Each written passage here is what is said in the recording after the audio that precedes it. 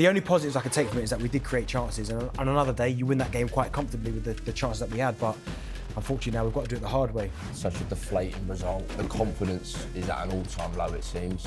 I think at times it can't be just Arteta's fault. With Gabriel Martinelli, I think that he's been programmed into someone that he was never meant to be. If I was making the rules, no, I wouldn't have that as a penalty kick. I do think Arsenal are open to doing something, as always, if the right opportunity arises. Let's see if things develop before the deadline. I do sometimes sympathise with the manager, because if a player misses easy chances, what can the manager do about that?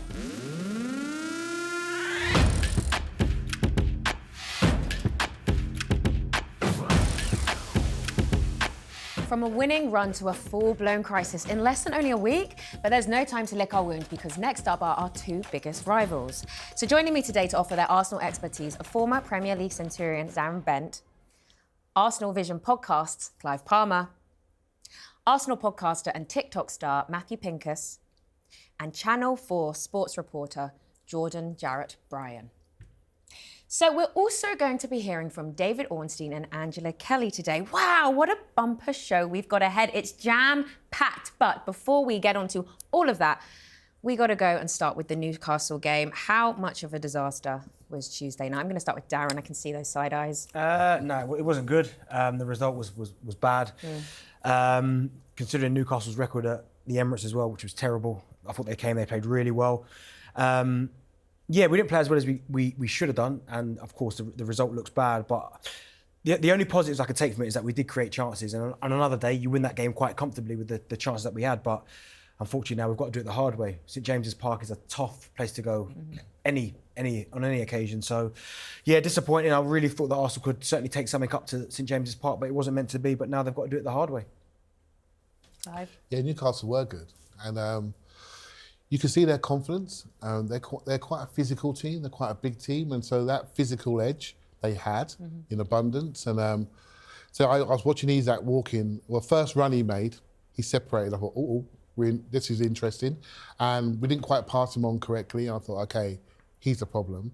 Then he started moving left to right, dropping in, and he's not worried about our central defenders. He's the best forward I've seen against our centre backs, and they hesitate slightly, and that confidence he gave the rest of his teammates just grew throughout the game. So though we dominated, there was a psychological aspect which I think Isak brought to the game. And I got to be honest, just sitting there watching as an Arsenal man, going, wow, we're in here, we're in. And they took their first chance, and they grew. And then they shrunk, but they shrunk when they were ready. And so it was a real challenging game for us, which happens during the season. But yeah, on data we won it. But on the score, it was 2-0. So, just such a deflating result. It seems like we've not so much run out of ideas, but the confidence is at an all-time low, it seems. Not just with the players, but the fans. I mean, the Emirates was soulless, so I've heard. I wasn't there, but so I've heard that no one's believing in the team at the moment, and it looks like another competition that we're going to crash out of, unfortunately, depending on what happens at St James's Park, of course. But just such a frustrating result, especially with the chances that we had. I'm lost. I'm upset. Yeah, disappointed, but not that surprised. I don't think we should be overly surprised as well, because I've felt for a long time now, months indeed, we haven't been playing well this season. I was thinking last night, and maybe the guys and yourself can help me here. Can you think of more than 5 games this season where Arsenal have played well and won? I counted 5 or 6. There's not been many games where we've played well and we didn't play well against Newcastle. I disagree slightly with the idea that we had lots of chances. I think if you take out the set pieces, and I understand that they're chances too, and I've got no issue scoring from set pieces, I think we created 2 good chances from open play. That's not good enough. So I don't think the idea that if we just swap Havertz and Isak, we win that game, I don't think it's as simple as that. St James's Park's going to be difficult. Now, I think they probably will score. We've then got to score 3. We can do it, but the way we're playing right about now, I think it's a massive hill to climb to get to that final.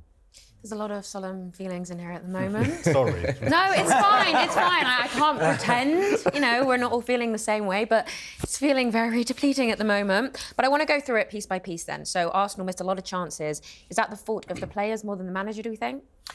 Do you know what? When people kind of question the manager, I do sometimes sympathise with the manager because if a player misses easy chances, what can the manager do about that? He's put them in a situation that the Martinelli one, that chance he goes through, for me, hits it way too early. Doesn't really do anything, doesn't manipulate the ball, doesn't create an angle, just tries to finish it off and he hits the post. Havertz's header is another one where he sees it all the way, just gets his technique wrong. So there's 2 good chances. Timber, I know he's slightly on the way down, but he should do better. I think at times, it can't be just Arteta's fault. Like, on another given day, you score 3 goals, you win. You might win that game 3-0 because you score the first and the whole game changes. Their game plan changes. They might go into retreat mode because they think, well, going back to St James's Park, we'll leave it at 1-0. We can still get something from the game. But the fact, when you give Newcastle, who defensively are a very good side, you give them that kind of foothold in a game, give them that lead, it becomes incredibly difficult. So I think if we take our chances, it's a completely different game. But I don't think that's Arteta's fault. That comes down to the players and just sometimes basic technique. Yeah, we can't leave that game with a nil. That can't happen. We should, at least that should be a 1-goal deficit, at the minimum. But it doesn't excuse the fact that we are in a strange position, play style-wise, because everything that we do revolves around building up play, whether we go long, set and out to the wide, or build through the thirds and go out to the wide. We know which side we like to go to. Right? Not a secret to everybody. We know where we go. We go into Odegaard, out to Saka, rat-a-tat, in behind, create chances. We're a very right-sided biased team. So right now, as Jordan said earlier on, we're not playing very well. Right? That right side has been decimated. The right side we had from last season, White, Odegaard, Saka, is no longer there, right? So the automatic movements that we have are just not there, right? So Odegaard, since his injury, he's gone down. He's a shadow of himself at the moment. When he turns around, he hasn't got his teammate on the outside of him. So that pattern is gone, right? So if you're expecting Arsenal to play well, we're not going to play that way. So where we are right now, we're in the lab. We're trying to find a different way to play.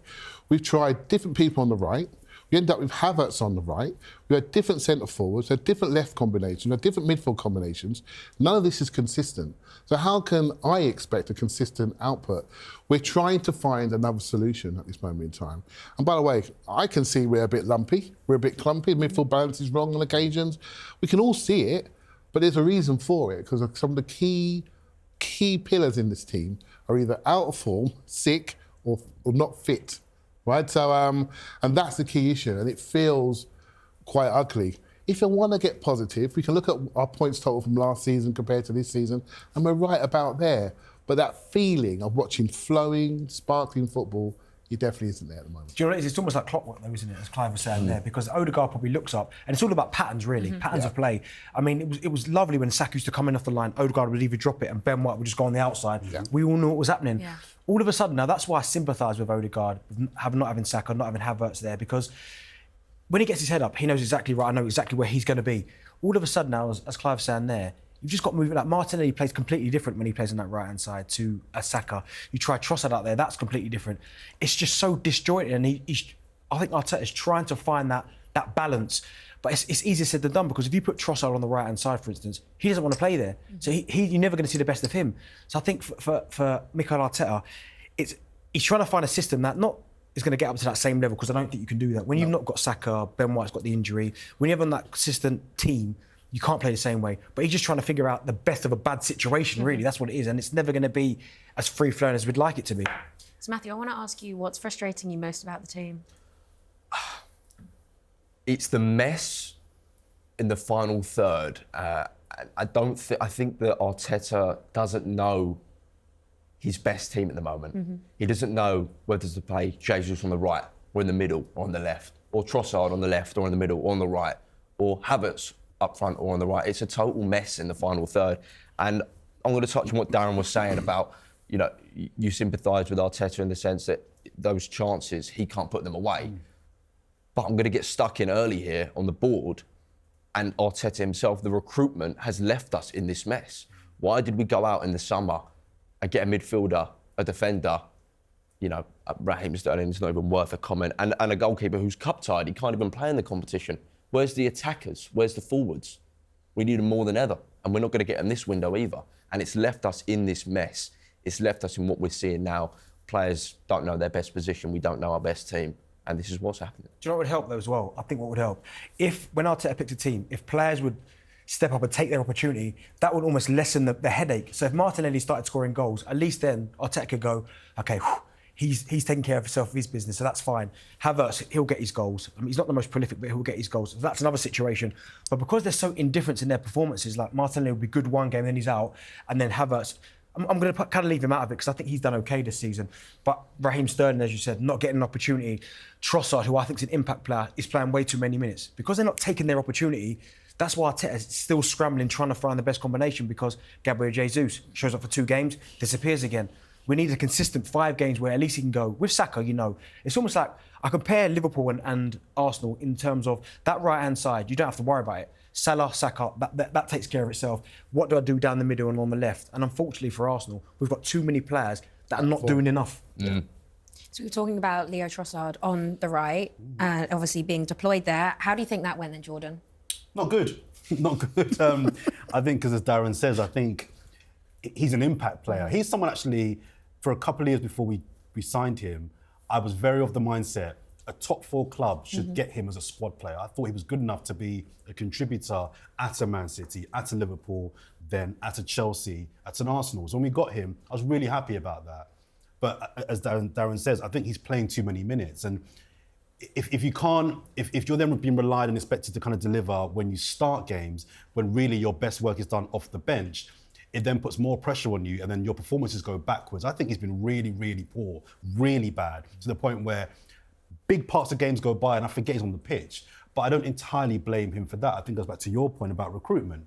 If we had the requisite attacking personnel to rotate and to rest, then he wouldn't be required to play 3 games in a row or 2 games in a row and start games and play the minutes that I think are beyond him. So he's not been good, and I'm worried about him, but I don't entirely put that on him. I think it goes back to the tools that we've got just aren't enough at the moment to compete on 4 fronts over 9 months.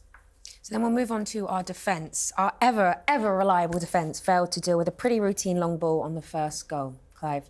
Oh, thank you, Talia. Yeah, pleasure. Yeah, well, I had a good view of that one from my seat. And yeah, just golden rules are broken there, right? Darren knows what I'm going to say. First contact, don't get that. You get a second. Yeah. And you don't allow 3. And we allowed 3 back in the net. And we weren't strong enough in either challenge. And that goal really surprised me. And there's not a debate here. Amongst the Arsenal world, we all feel we'd like another forward. Shall we say, just air quotes, forward? We all know that. We all felt a little bit like we were gambling. The gamble has failed. The two best forwards on the right-hand side have had indifferent health and fitness issues. So now we're exposed. So we all agree with that. We can decide who we want to blame. That's a personal choice, but we all agree with that. We would like a bit more firepower.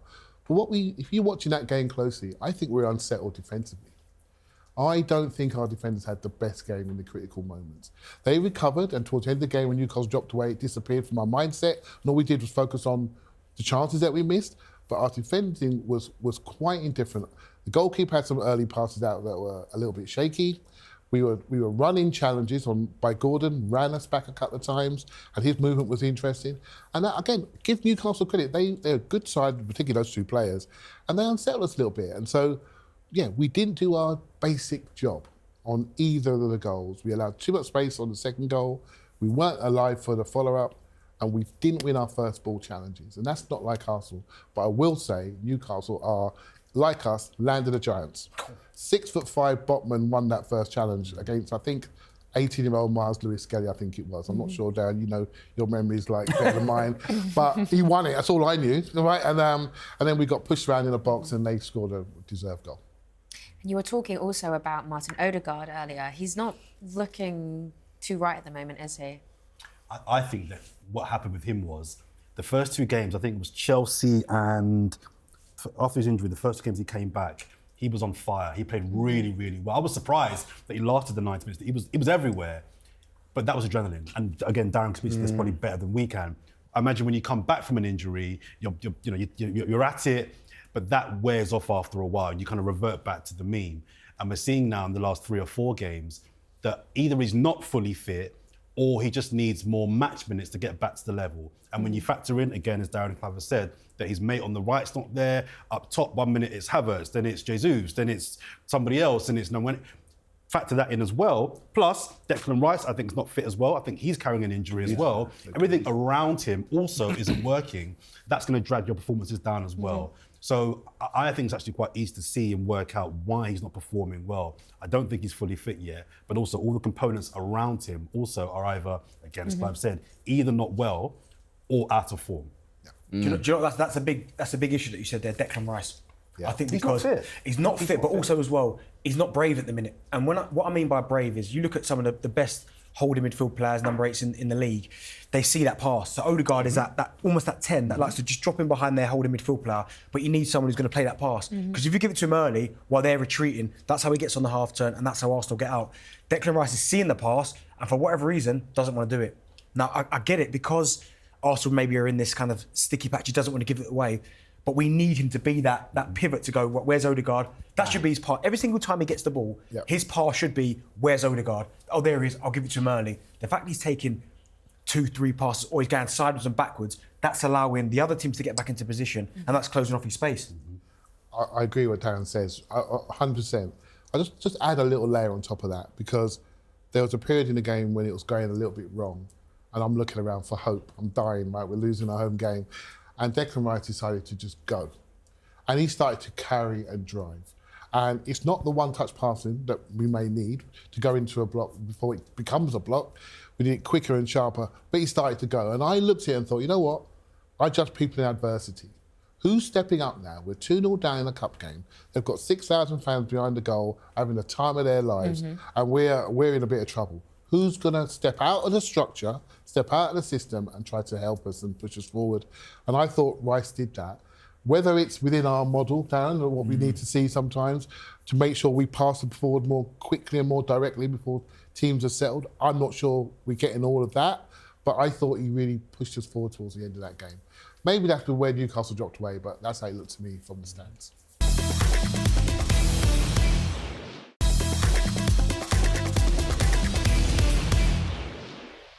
So then, Darren, you mentioned earlier about Martinelli's miss. But Matthew, I want to ask you then, where do you stand on him at the moment?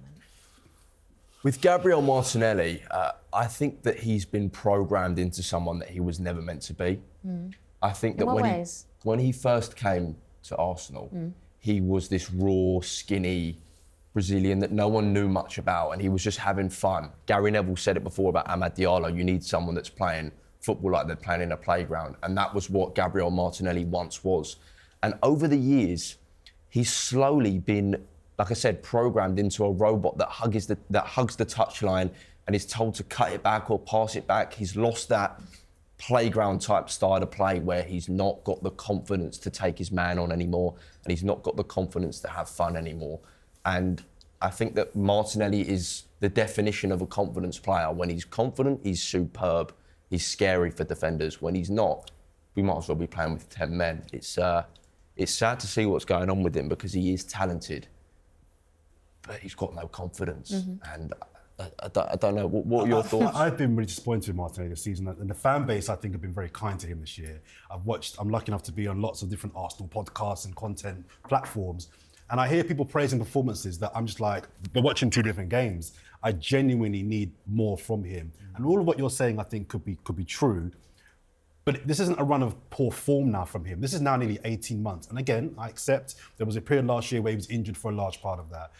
But when you see where him and Saka were 2.5, 3 years ago to where, all right, Saka might be a freak, so maybe it's not fair to compare, but he's almost gone backwards. I don't see him taking anybody on. I don't see him getting shots off quick. All the things that we saw in his early years of joy, just running at people, getting shots off, bumbling through. I call him a mini Suarez. He had that thing where he bumbled through defenders. Hit both shins and someone he threw. Where's that? So I'm really upset with how he's declines may be harsh, but he's definitely plateaued. I think we need more from him. 2 years ago, he was incredible. Was it 2 years ago where he hit the 15 goals? Yeah. Everything he hit, I remember him scoring against Liverpool quite early, but he just looked like he had that confidence, that dynamism to get forward and run beyond his man. But I know injuries play their parts, but I thought he'd be a consistent. At one point, I thought Saka was on the right, he was on the left. That was his position, and it was at who plays down the middle.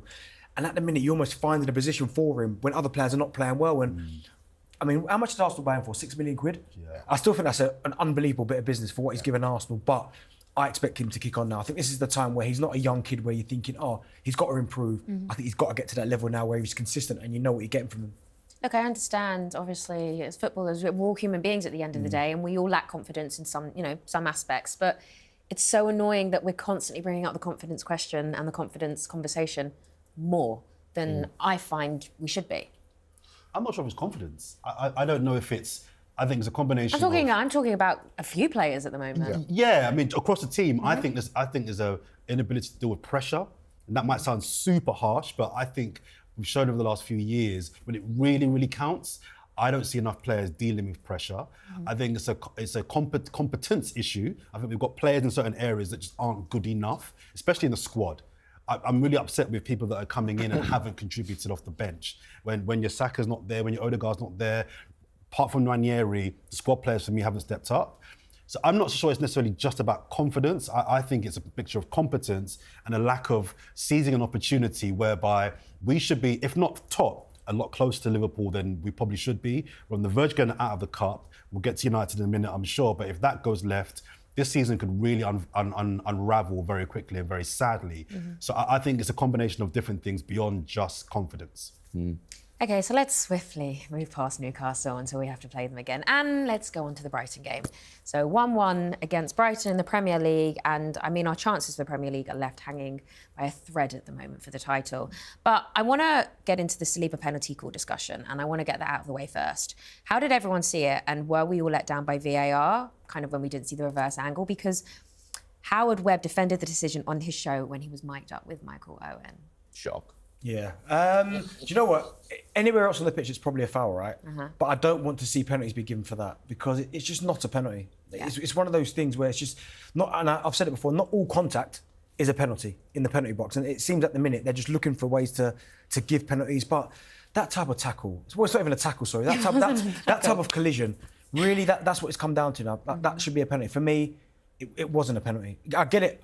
And there are certain decisions and certain tackles or contacts which outside the penalty area would probably be given as a foul.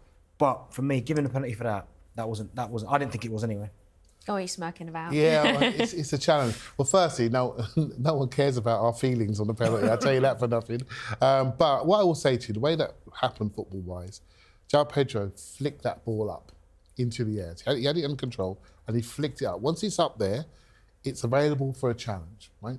They both headed the ball before they headed each other, right? So, and João Pedro went down, smart. He went down. If Saliba had gone down, referee would have waved the physios on, and that would be the end of that situation. But Saliba's got ahead of Mahogany, right? And he just stood there, and he looked like the aggressor. And I don't know many people walk around the pitch to try to headbutt other people while the ball's around and then get penalised for it. You don't really put your head into those areas because it's a sensitive space, right? So I thought you could easily see why some people could see it as a penalty, but I've never seen that before.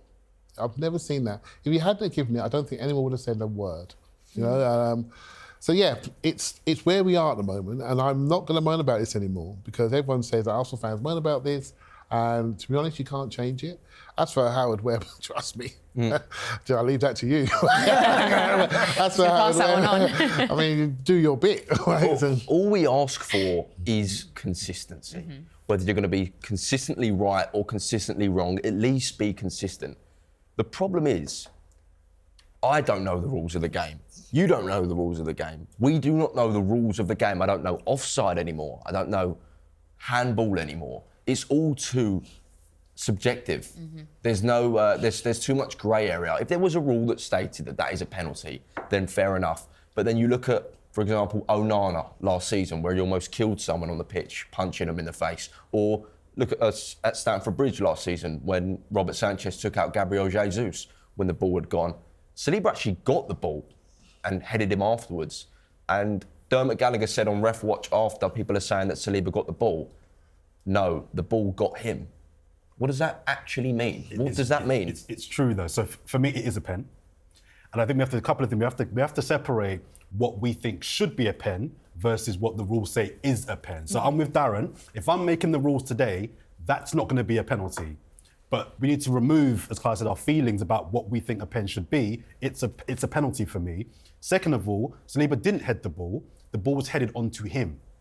João Pedro headed the ball first. So this idea that Saliba headed the ball isn't actually true. The ball met him because it's then come off João Pedro. So for me, we need to kind of, and the third thing for me is flip it. I want that. If I don't get that and that's in their box, I'm fuming. So for me, it is a pen. But if I was making the rules, no, I wouldn't have that as a penalty kick. No.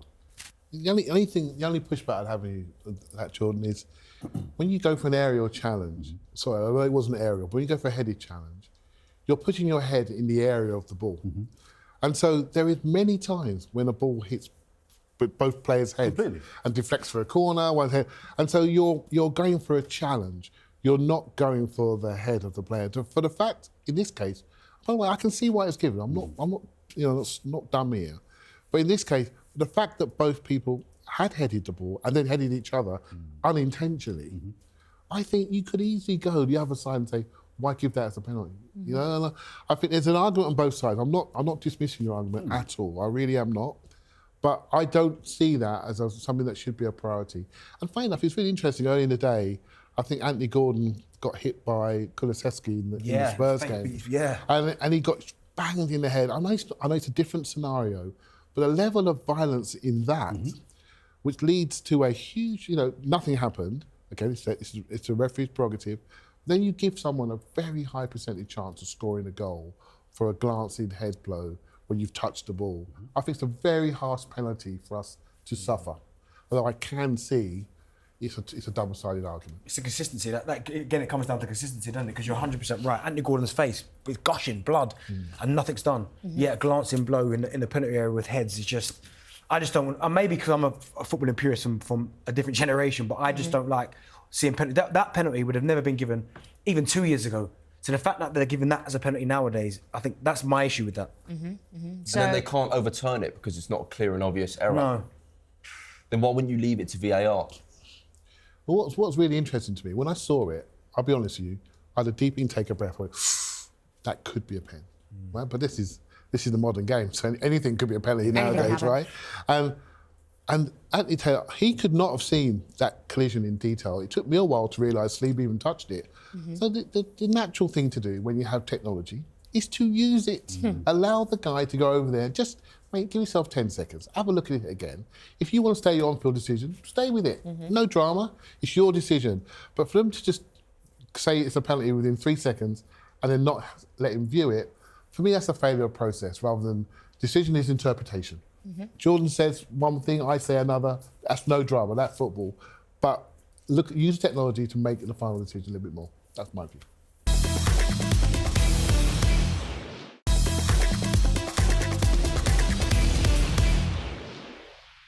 So it's time to chat transfers then. And who better than the Athletic's David Ornstein? David, welcome to Inside Gooners. Hi, Talia. How are you doing? Thanks for having me. I'm good, thank you. How are you doing? Very well, thank you. Good. So Arsenal fans will be desperate to hear some good news. So there's absolutely no pressure here at all. But have the last couple of results accelerated Arsenal's desire to add to the squad this month, do you think? I'm normally the bearer of bad news, the doom monger, so apologies in advance. No, I don't think results like we've seen in the last week or so accelerate or decelerate anything unless there's kind of like a huge new injury. Obviously, there was the Saka one recently, but that was before the last couple of games. A major moment that, unexpectedly changes transfer plans. That's just not how it works at these clubs. They're working on things for many months and weeks in advance of a January or a summer window, and then they look to implement them. Yet there can be reactions and emergencies and opportunities that arise, but that tends to happen later in the window. I do think Arsenal are open to doing something, as always, if the right opportunity arises. But you've got to be true to your information as a journalist. And right now, all the conversations you have at and around the club suggest that they're not likely to do a great deal of business in this window. There's nothing specific brewing right now. That doesn't mean to say that things won't change, and we've seen that in the past. So you don't want to say anything definitive. But whereas you see a club like Manchester City being really active already, they're trying to do sort of 2 first-team deals in Marmoush and Kusanov, and then a younger player in Rice. Arsenal aren't in that sort of position, and they're not alone in that. There are many clubs that are not looking particularly active at this moment in time, and that's why when I've reported in recent days that I don't anticipate Arsenal being one of the most active clubs in the January market, that's nothing controversial. So it might be a bit upsetting for fans that see a need to recruit, and you could understand that. And it's not that Arsenal are unaware of that, but at the same time, there are many factors that go into these things: the finances, the availability, players and positions that they're targeting, whether players that they want would like to come, the willingness of their clubs to sell or loan. It's not just as simple as go out and do this and that. And as much as that might frustrate people, it is the reality. And again, it's not to say that there's no desire. So let's see if things develop before the deadline. It's just that right now, there's nothing sort of advanced. So everybody knows that Arsenal are in desperate need of a forward. Most Gooners are looking to, or would love to sign Nico Williams. Do you think this deal is even possible? Well, Nico Williams is a long-term target of a number of clubs, and Arsenal are among them, and that's been driven by Mikel Arteta, who's a huge fan of his. He would have liked to have signed him in the past, as would Barcelona, who came close last summer, and that's where he wanted to go. Chelsea have been among his admirers, and that continues. Liverpool took a look at him. I think they decided not to pursue it last summer. Others, Tottenham and multiple clubs, understandably so, because he's 22 years old. He's one of the foremost attackers in European football. He's not at one of the so-called biggest clubs yet, so there's scope for growth. He's got explosive qualities. He's got output. It's not been as good a season this time round, but that doesn't mean that his queue of suitors is reduced dramatically. And as I reported on The Athletic, Mikel Arteta would like to sign him this month. Yeah, that's his desire. But we would all like a lot of things in life, and we don't always get them. And I think in this situation, it's looking unlikely that Arsenal will be able to get him because of the finances involved, Talia. And that means the transfer fee, which is a release clause that's active as we speak. It's a La Liga release clause, so I don't think it is determined by dates and timings and windows. It's just always there to be triggered. But it needs to be paid in full, which at the moment stands at just shy of 60 million euros. And when I say at the moment, that's because it fluctuates with inflation.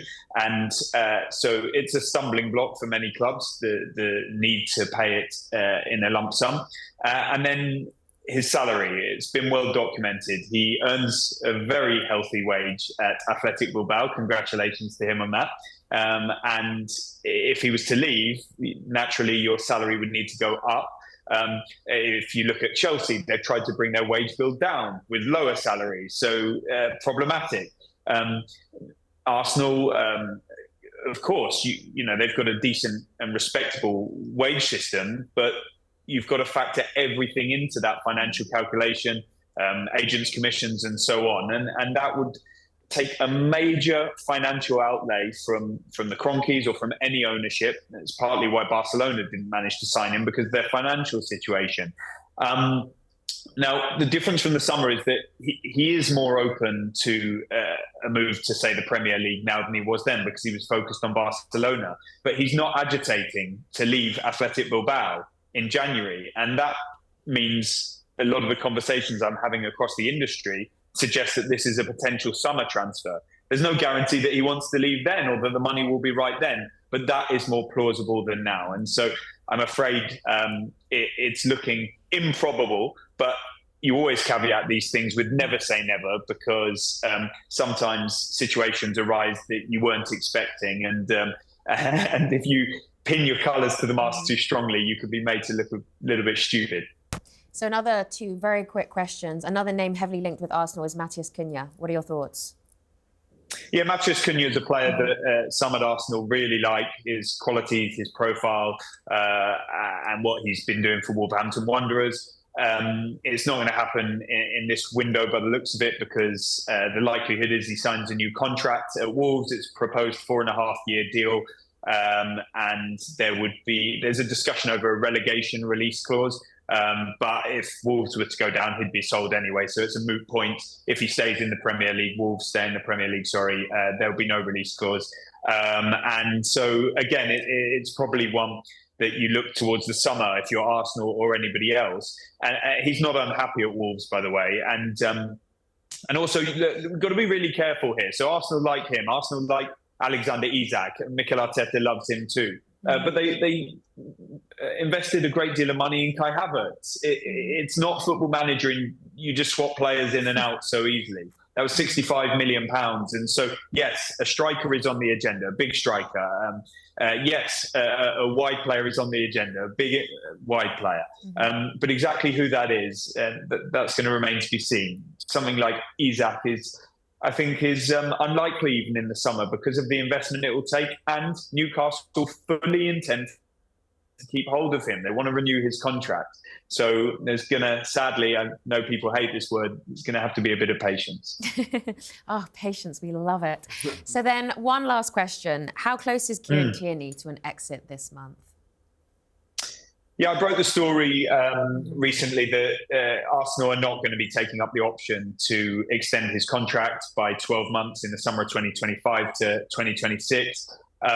That's an acknowledgement that, Tierney will want to get on with his career and be playing regular football. It's not going to happen at Arsenal. And so, yeah, they could have activated that clause and retained some value and sold him. But in these situations, it doesn't make a great deal of sense and could complicate matters if the offers don't come in.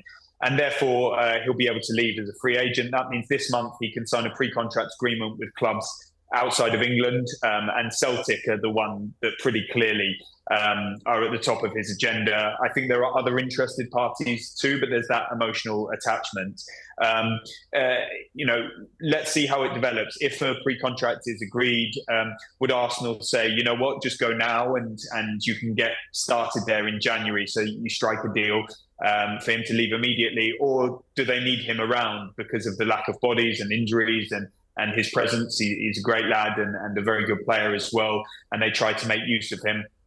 Also, there will be financial considerations. If he leaves Arsenal now and moves to Celtic on a lower salary, what happens to the money that he would have earned if he was to stay until the summer at Arsenal? And there's no resolution. I think conversations are progressing on that front, but there's no outcome just yet. Oh, well, lots of good news, hey? News, I don't know if it's good news.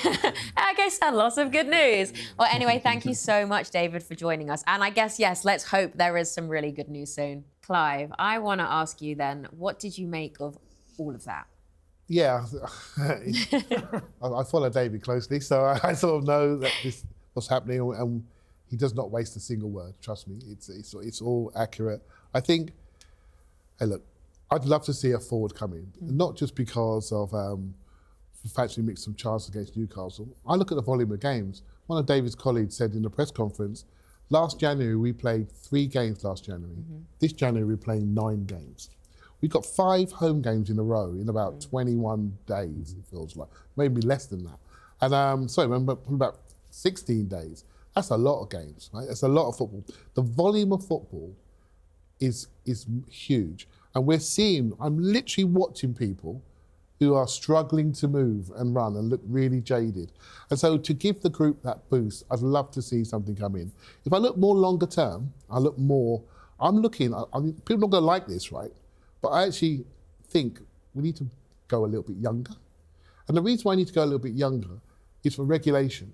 Wages is the key factor. Wages to revenue. And I think I can see the summer, everyone's got these star names in their mind. I can see younger players coming in that could potentially be stars. There are things, like Sesko, for example, a good example, somebody with a release clause that we can manage, but the wage would be lower. And that's how this project started. We got people like Ben White, the transfer was big, but the wages were low. You had to earn that second contract. And I can see us revisiting that.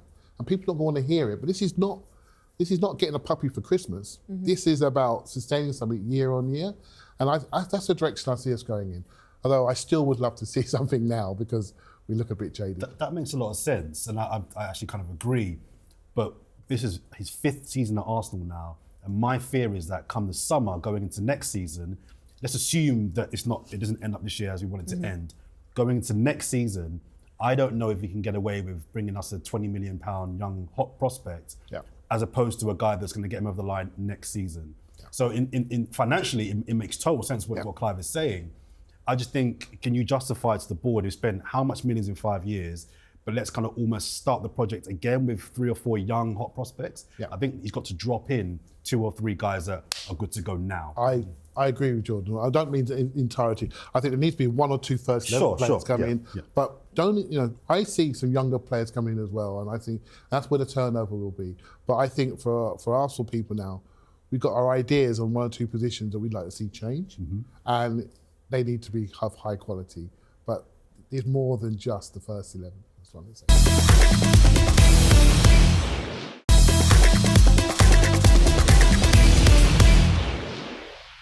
So you face Man United on Sunday, and joining us in the studio now is Inside Devils regular Angelina Kelly. Angelina, welcome to Inside Gooners. How are you feeling for the weekend? I'm feeling all right. I'll be honest. I do feel like there should have been a bit of a round of applause when I came in, a bit of gratitude, because we kept you guys in the title race with that draw against Newcastle. So I'm just saying, it would have been nice. She has a point. It would have been nice. But yes, I'm all good. I'm still shocked, I think, from the weekend, because I don't think we even gave predictions on Inside Devils, because we knew that we were expecting a disaster. But what about Harry Maguire's miss? That was, you know what? Everyone wanted that in. Yeah, literally. Every Arsenal fan I knew was like, we're supporting you today, like, we're with you.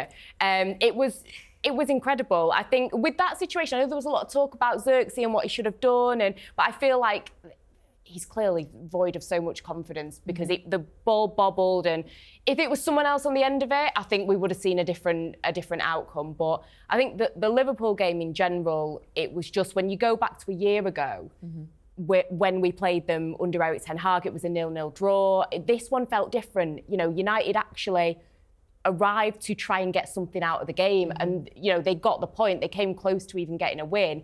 You've got Amorim talking about, we're starving of leaders, and a lot of people stepped up to the plate. Someone like Bruno Fernandes, I mean, you think about it, that I'm sure you will all relish the 7-0 from 2 years prior. Bruno, yeah, I can see you laughing, Benny. All right, you enjoy yourself. Bruno got so much stick for being petulant, for being childish, whereas this was a real captain's performance from him. And I think he really stepped up to the plate. Maguire, like you mentioned, Lisandro Martinez. So for the first time since the City game, there were positives to take from it. My only thing with that, and it was a good performance, I'm not quite sure how much of the game was Manchester United being good or Liverpool were poor. Well, I think that with Trent, to be honest, because Diogo Dalot, 1 minute he's getting outrun by Ashley Young, no disrespect to Ashley Young, but there is clearly an age difference there. And then the next minute he's giving Trent nightmares. It was just, I think it was more Trent being bad than Dalot being completely exceptional. And maybe you could argue, I guess, in other areas of the pitch as well. So I'll give you that. You guys got any questions? Go on. I know you are. Did that move you up to 12? I don't really look at the table. I don't look at the table because I have issues looking at the Premier League table. It makes me really sad. And I just try and focus on the positives. So I've got a question, because it was a brilliant performance. I actually think it was more about United being good than I don't think Liverpool were that bad. They weren't their usual level, but I thought they were okay. But do you think there was an element of, it's away at Anfield, everyone's expecting us to get piped and battered, actually rinsed here. It was a one-off. Do you think you can replicate that at the Emirates to a team that we've just been discussing? We're not playing particularly well ourselves. We're fragile. Do you think you can do that again, or was that like your annual, we're gonna do it? Yeah, I think having the City result, even though I will obviously say City were in the middle of their terrible run, but I think those 2 results give you confidence. I think it's frustrating in general, because you do think, is this just the one game that United are going to show up and be decent? Can they replicate this? They need consistency. I think, if anything, the last visit to the Emirates maybe gives us a little bit of hope, Because I think that first half, you could argue even maybe to 60 minutes, United weren't terrible in that they managed to cause Arsenal some problems. You could see when it got to half-time, Arteta was not happy. It seemed like the fans were not happy. They caused a couple of problems. So I think with, the week before the Liverpool game and another week when you've had training and we've not had other games, if United can get that 45 minutes and kind of extend that and have the right concentration and different things, there is potential. I mean, Arsenal, especially against United, there's been a lot of late last-minute goals. I don't think we've seen that as much. We've seen it probably, United against Liverpool and City. They got late goals. I feel like with Arsenal, it seems from an outsider looking in that when things aren't going as planned, if you're not able to get something out of the game immediately, it's almost like running out of ideas maybe. And I think the Newcastle game, loads of chances but you couldn't convert. But I think like Everton, Fulham, Brighton, when it's not been working, it's kind of like maybe running out of ideas a little bit. So if United can stifle them for a good prolonged period of time, if you manage to get to 0-0 to 80 minutes, and I know that is asking a lot because you've also got set pieces, pound for pound, Arsenal do have a better team, but if you get to 0-0 at 80 minutes, you probably back United more. I told Flex that. Just to Flex, stay in the game for an hour and you could get some joy. If the game could be over if we play to our abilities by half time, but get to an hour and if it's still 0-0, 1-1, it could get a bit touchy in the Emirates there, so you never know. Darren, how important do you think this game is for Arsenal then? Yeah, it's huge. I mean, getting beat More by so Newcastle. than United? Say that again? More so than United? Importance? No, I won't say so. I just think for Arsenal, just get to the next round of the cup. Because what you don't want to do is you don't want the disappointing result against Brighton, then you move into Newcastle where you got beat, then you get beat by Manchester United at home as well. Like, we feel like we're in a bad situation now. After that United game, it could be, oh my goodness, crisis. It's Tottenham next. Yeah, then Tottenham. It's crisis. But Can't wait. if Arsenal could put a performance in and beat Manchester United, which I think they will do, because I think Man United, yes, I wouldn't have turned the corner, but the result against Liverpool was good. Arsenal are a better side than Manchester United. So if Arsenal can get past Man United, get a bit of confidence going into that North London derby, then I think Arsenal can almost pick back up their season. I think for Manchester United, it's just, I think for theirs, it's week to week. Like you see a performance, then you don't. It's just teething problems for Ruben Amorim. And then very quickly, Angelina, what is your prediction for the weekend? Oh, I can't sit here. I cannot sit here. And lie. So, yeah. No, I cannot sit here and be negative towards my team. Yeah, you okay? can. So you're going to lie then? Yeah, you can. No, I'm not going to lie. I genuinely think it could be a 1-1 situation and it goes to pens. So Nice. on the fence, lie. Nice. Hey, we never know. It could indeed. So, guys, that is all we have got time for this week. A huge thanks to Darren, Jordan, Matthew, Angelina, David and Clive. Wow, so many people today. We'll see you next Thursday after the North London derby. And remember, guys, trust the process.